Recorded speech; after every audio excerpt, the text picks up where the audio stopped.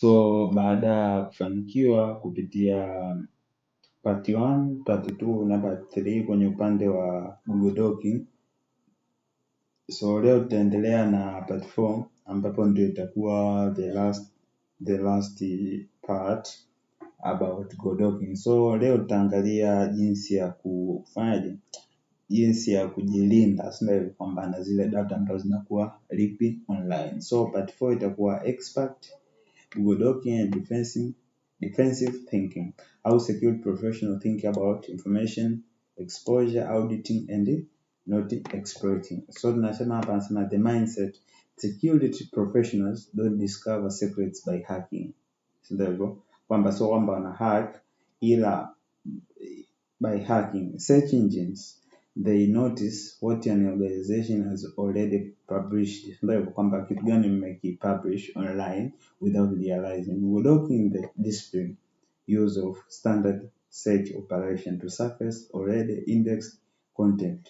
The ethical line audit system you own or authorized to test. So lazima ufanyie audit ujue kwamba sehemu gani umekosea na vitu vingine. So tunasema kwamba how search engine index content.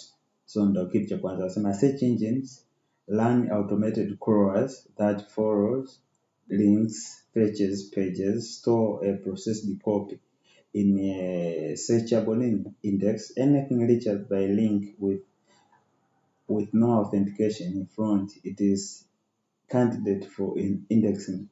Closers don't need an invitation. Closure. So tunasema tukidemonstrate hapa, tunasema tukidemonstrate vizuri hapa,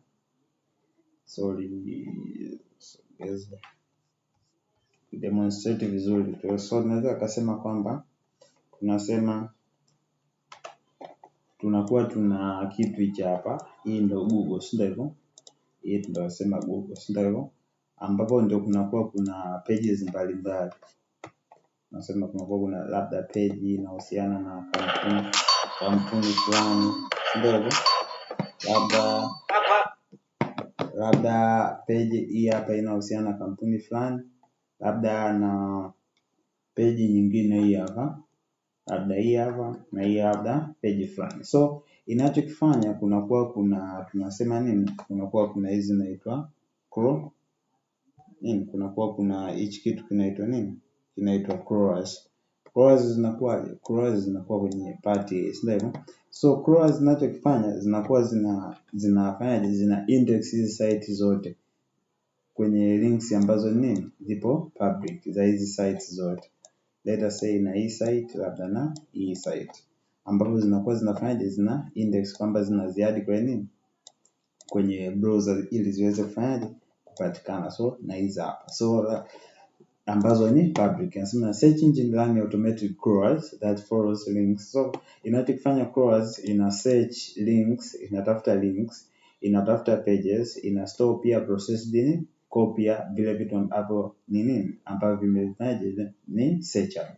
So let us say kwa mfano kwenye website, so kwenye upande wa website, let us say una website ambayo tunasema tutaita injokes.dev. So kwenye injokes.dev sema ipo hapa, inakuwa nini? Imegawanyishwa kwenye pieces. Kwamba kwenye pieces kivipi? Ambapo hii injokes.dev inakuwa ina pages zifuatazo. Labda kuna hii, then kuna hii. Ambapo hii inakuwa ni nini? Hii hapa inakuwa ni slash, let us say nini? Hii ni about us. Labda tuseme hii tunasema nini? Hii tunasema contact. Labda hii hapa tunasema nini? Hii hapa labda tunasema nini? Let us say tunasema labda experience. So tunakuwa tuna vitu hivi hapa. Vitu vingapi? Vitu vitatu.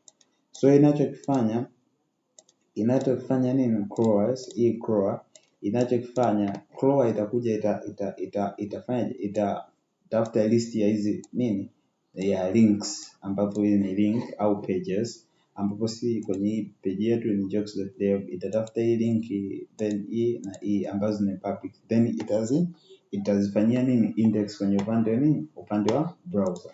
So ndo anakuja hapa anasema hivi kwamba anything reachable by link with no authentication, ambapo si hahitaji authentication in front of it is candidate for indexing. Crawlers don't need any invitation, so sio kwamba lazima ikaribishe. Closure: robots.txt and no index tags are request to crawlers, not access control. So ni request kwa crawlers. Well-behaved crawlers honor them, but the content is still saved to anyone who requests the URL direct. Content also get indexed indirect through third-party links ambayo inasema cached copies, directory listing, labda directory listing kwamba listing ya folders, labda una about page, una contact one, enabled on misconfigured server. The lesson not linked from our page is not the same as private. So let us say ukiwa una page fulani ambayo hujailink, maanake kuna file, ili file la robots nini, sorry, nasema kuna file hii inaitwa nini, robots.txt. So hii file la robot.txt ndio zinakuwa information zote kwamba unazigaidi crawler kwamba page yako ipoje hivi na hivi. Kwa mfano hapa ukija kwenye apple.com then ukaenda robots.txt na nyingi zinakuwa kwenye layout. So ukija kwenye robot.txt unakutana na hichi hapa kitu kwamba hapa ina disallow. So tutasoma. So ile file la robot.txt ndio imekuwa imecontain information kwamba crawlers zitautilize vipi. So ufanyaje? Anasema not linked from one page is not same as here. So unaweza usilink page hapa kwenye hizi links hapa kwamba kwenda kwenye links za page zingine, ila haimaanishi kwamba ni private. Sio kama unanipata. So kuna baadhi ya vitu ambavyo unabidi consider. So cha kuzingatia ni kwamba kwenye robot.txt kama unataka labda sema kwenye issue za SEO, search engine optimization, lazima include details relevant kwenye robot.txt. Na pia kama unataka baadhi ya vitu sensitive, then sio kwamba ukilinki kwenye utakiwa kufanya uilinki kwenye hapa, au ukilinki uandike nini disallow. So tunakuja common mistakes organization make: publishing internal documents, kwa mfano PDF, spreadsheet, DX to public folder and forgetting their reachable. So kwenye labda kwa upande wa server side wanaweza kama wamepublish PDF ambayo inakuwa imecontain sensitive document, au spreadsheet ambayo imecontain labda tuseme budget au mishahara ya staffs, so ambapo hiyo folder ni public. So inabidi uzingatie kwamba kwenye issue za nini za permission. Kingine nasema leaving directory listing enabled, making an entire folder browser, kitu kama hicho. Anasema kitu kingine, anasema relying on the security through obscure reach, assuming a hard to guess a URL is safe. So kuna wengine wanaassume kwamba, kumbuka kwamba hii PC ambayo unaitumia ndo server pia ina operate the same way. Sio kama nipata. So mtu atajaribu kusearch kwamba ili niweze kupata access ya hiyo server inabidi niwe na public IP address ambayo inaweza nikareach. So kwenye hiyo public IP address mtu anaweza kawa ana guess files, labda public IP address hii hapo, labda na port fulani, labda slash, labda file fulani, kitu kama hicho. So lazima udeal na vitu vya permission, kwamba usizingatie kwamba itakuwa ngumu kukadiria.